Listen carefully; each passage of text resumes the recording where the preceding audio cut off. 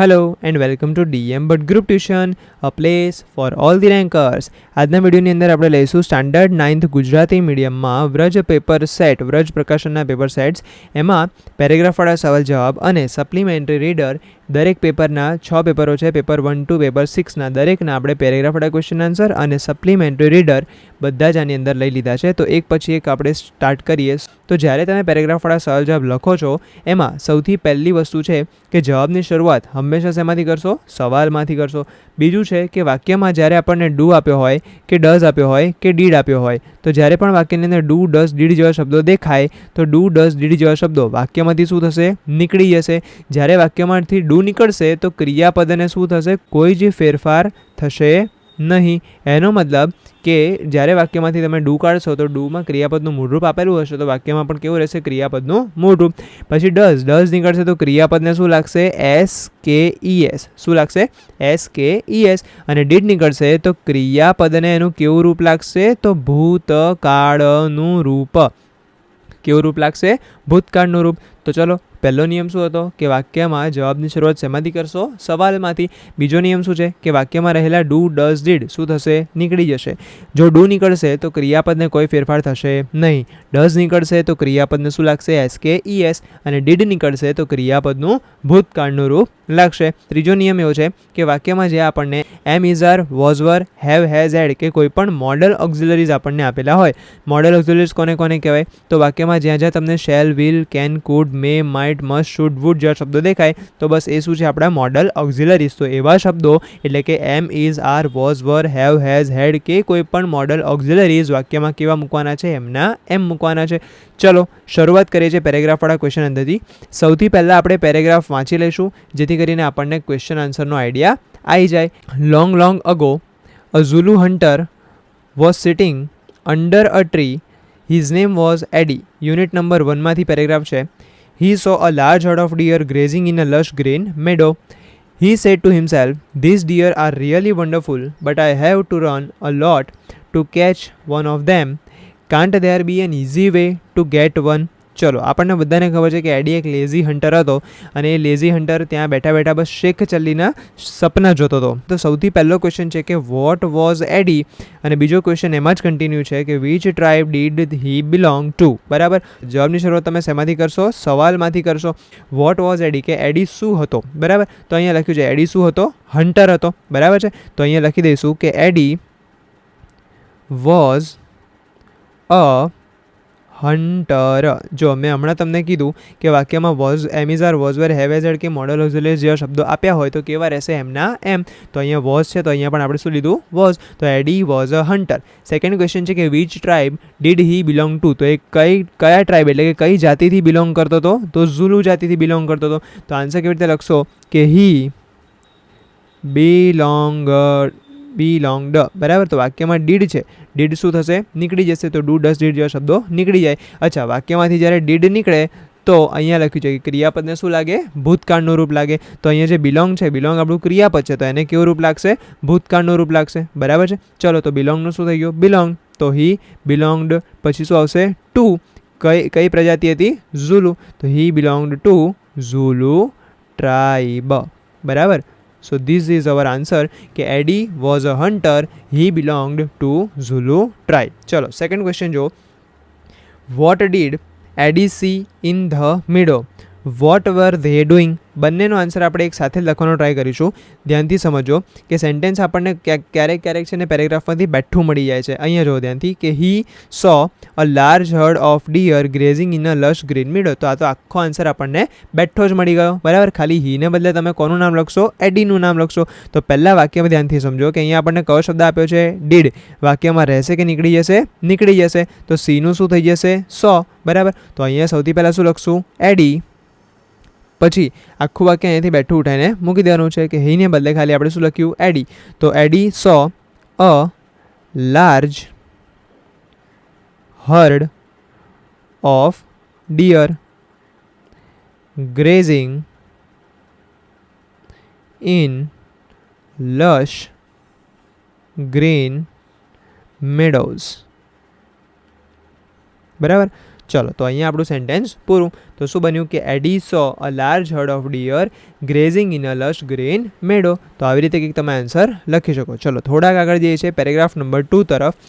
A German lady came to stay with Mohan's family to learn music from his father. અહીંયાથી નીચે જતું રહ્યું છે, લાઇન કન્ટિન્યુ હતી બટ કંઈ વાંધો નહીં. German lady came to study with Mohan's family to learn music from his father. It was then that the guitar entered in his life.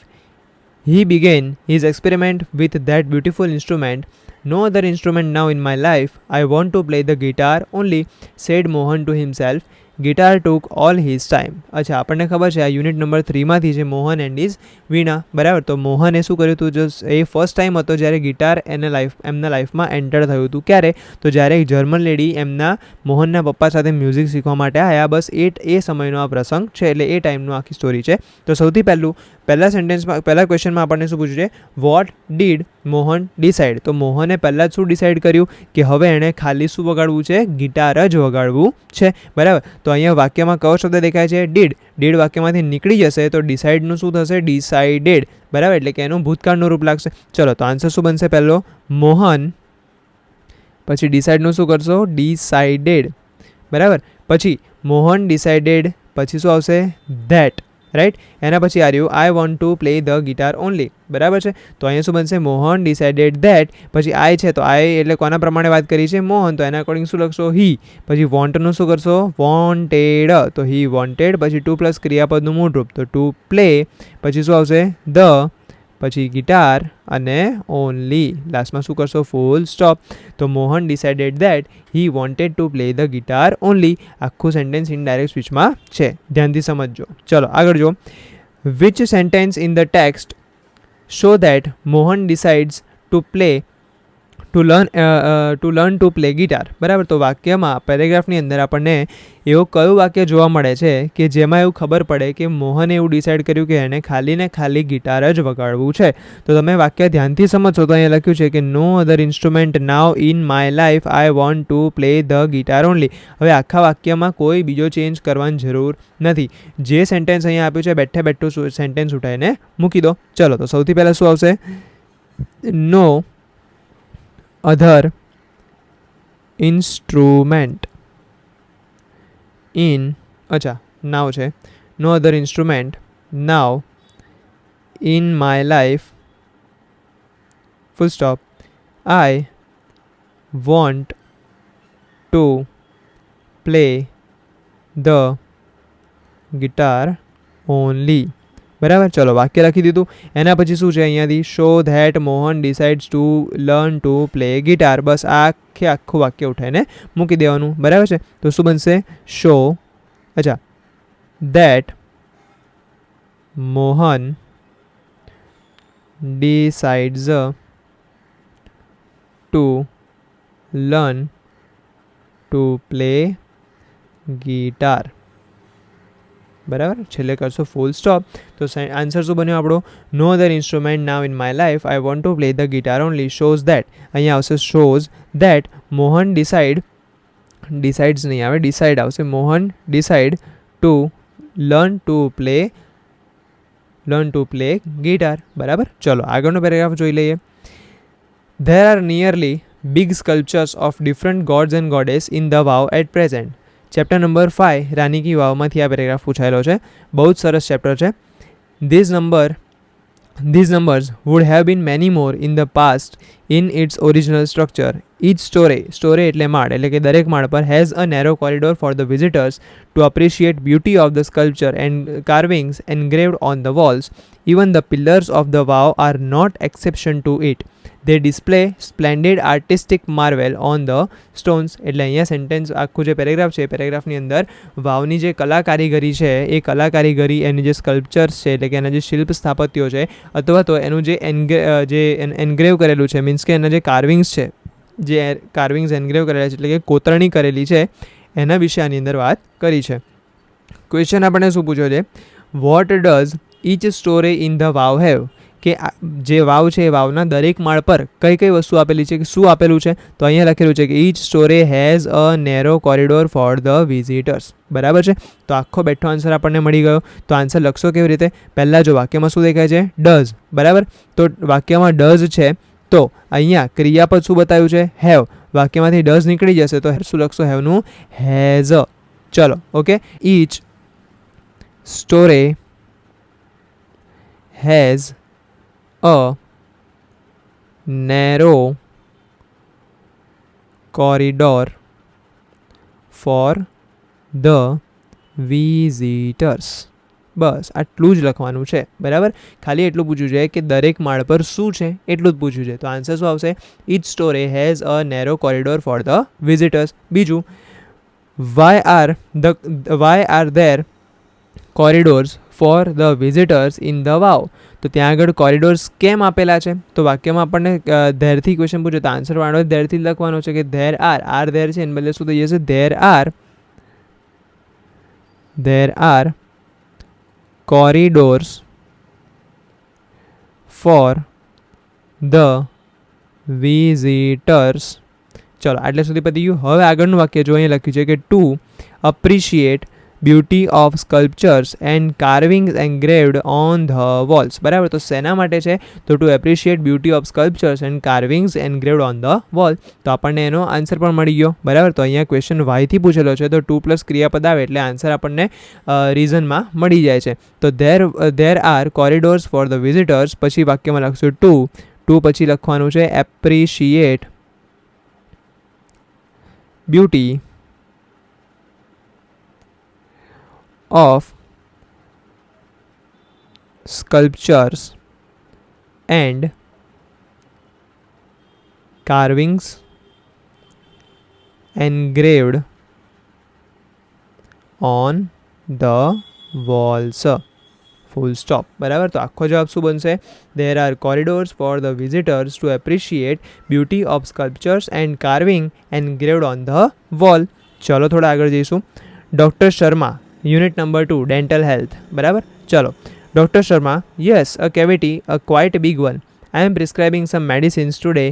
The pain will subside by tomorrow. Only then the further treatment is possible. Can you come back tomorrow? તો સોનિયાને બીજા દિવસે બોલાવે છે. સોનિયાને કેમ બોલાવે છે બીજા દિવસે? કારણ કે એને આગળની ટ્રીટમેન્ટ કરવાની હતી. અહીંયા ચોખ્ખું લખ્યું છે ફર્ધર ટ્રીટમેન્ટ. બરાબર છે. ચલો આગળ જોઈએ. અશોકભાઈ, I will be out of station tomorrow. અશોકભાઈ કહે છે કે હું આવતીકાલે સ્ટેશનની મીન્સ કે આઉટ ઓફ સ્ટેશન છું, એટલે કે હું અવેલેબલ નથી. Doctor Sharma, well Sonia can come alone, she is a brave girl. અને ડૉક્ટર શર્મા એમ કહે છે કે કંઈ વાંધો નહીં, સોનિયા જાતે આવી શકે છે. એવી રીતે એને પ્રેઝ કરે છે, એને બિરદાવે છે કે શું કહે છે, અને એવું શું કહીને બિરદાવે છે કે she is a brave girl, કે એકદમ હોશિયાર છોકરી છે, બહાદુર છોકરી છે. બરાબર. Sonia, yes doctor, I will have to. તો ડૉક્ટર કહે છે કે હા, સોનિયા કહે છે કે હા ડૉક્ટર, હું આવી જઈશ. ચલો ક્વેશ્ચન જોઈએ. Why will Sonia have to go to doctor Sharma alone the next day. તો અહીંયા પૂછ્યું છે કે બીજા દિવસે સોનિયાએ એકલું ડૉક્ટર શર્મા પાસે કેમ જવાનું હતું? તો મેં હમણાં જ કીધું કે કેમ જવાનું હતું, તો ફોર ધ ફર્ધર ટ્રીટમેન્ટ. તો ચલો જોઈએ ધ્યાનથી કે સોનિયા પછી લખશો વિલ પછી ક્રિયાપદનું મૂળ રૂપ have to go to doctor Sharma alone for the એક minute alone the next day. પછી આન્સર શું લખશો? ફોર ધ ફર્ધર અને ટ્રીટમેન્ટ. બરાબર છે.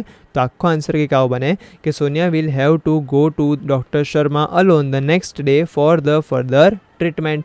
ચલો એના પછી how does doctor Sharma praised Sonia. કેવી રીતે એને પ્રેઝ કરી, કેવી રીતે બિરદાવી? તો એને આ વાક્ય કહીને બિરદાવે કે she is a brave girl.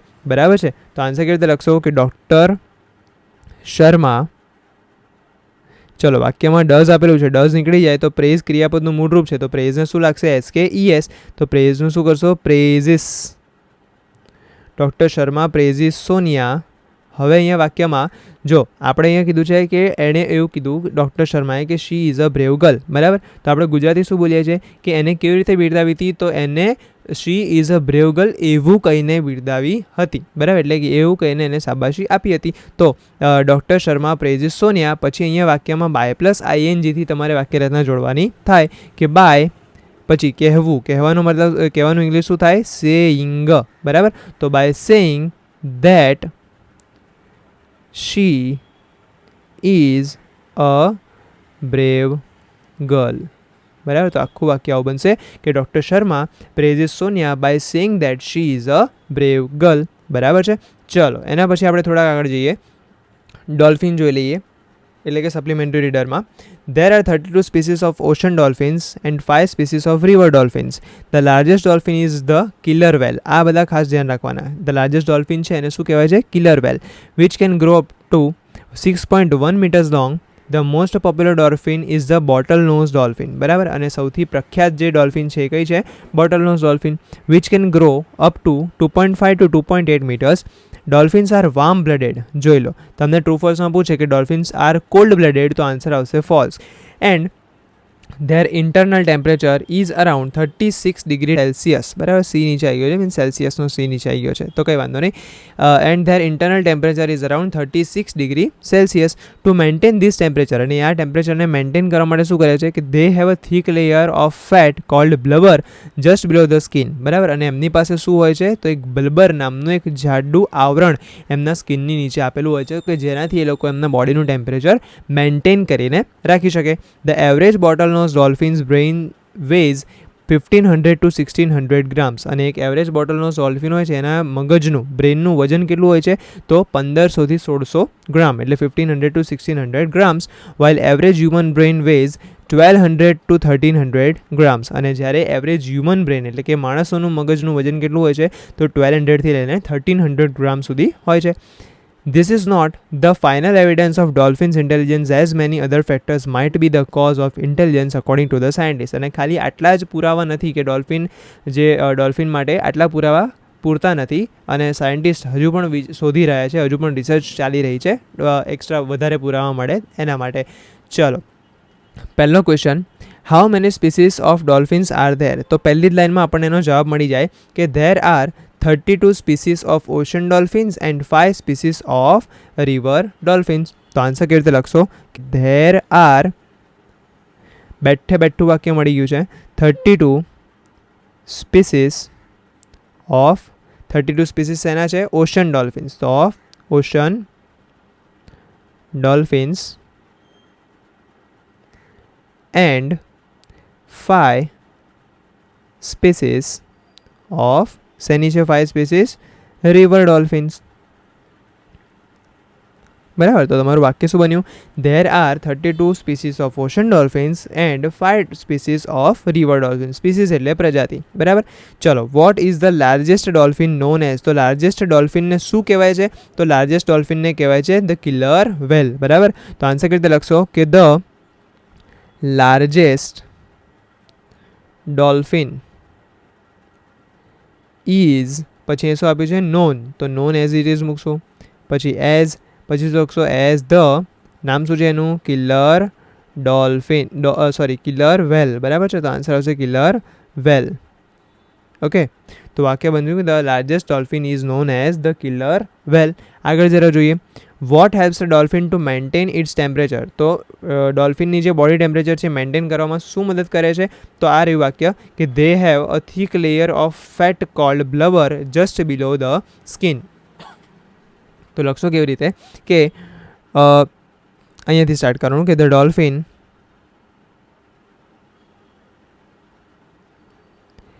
પછી આન્સર આવશે has a thick layer of fat called blubber just below the skin. પછી વાક્યમાં જે આપેલું છે આપણને કે helps to maintain its temperature, બરાબર. તો ડાયરેક્ટ આન્સર લખશો કે helps to maintain its temperature. Answer પૂરો. જો that a dolphin has a thick layer of fat called blubber just below its skin helps to maintain its temperature. બરાબર. ચલો 16 નંબરનો question. How much does the brain of bottlenose dolphin weigh? બરાબર, એટલે કે બોટલનોઝ dolphin જે છે એના મગજનું વજન કેટલું હોઈ શકે છે? તો આ રહ્યું. The average bottlenose dolphin's brain weighs 1500 to 1600 grams. તો ચલો સેન્ટેન્સમાં અહીંયા આપણને કયો શબ્દ દેખાય છે? ડઝ. વાક્યમાં રહેશે કે નીકળી જશે? નીકળી જશે. તો અહીંયા ક્રિયાપદ શું છે? વે. તો એનું પાછળ શું લાગશે? SKES. બરાબર. તો વેનું શું થઈ જશે? વેઝ. તો લખશો કેવી રીતે? કે the brain of bottlenose dolphin, પછી વેનું શું કરવાનું છે? વેઝ. કેટલા છે? 1500 ગ્રામ્સ ટુ 1600 ગ્રામ્સ. તો 1500 ટુ 1600 ગ્રામ્સ. બરાબર. આન્સર પૂરો. કે the brain of bottlenose dolphin weighs 1500 to 1600 grams. બરાબર છે. તો અહીંયા તમારું પેપર નંબર 1 કમ્પ્લીટ થઈ જાય છે. પેપર નંબર 1માં પેરેગ્રાફવાળા ક્વેશ્ચન આન્સર અને સપ્લિમેન્ટરી રીડર બંને આ વિડીયોની અંદર આપણે લઈ લીધા છે. So this was all about today. મળીશું ફરીથી પેપર નંબર 2ના સોલ્યુશન સાથે. Till then, Keyur sir is signing off. Thank you. By.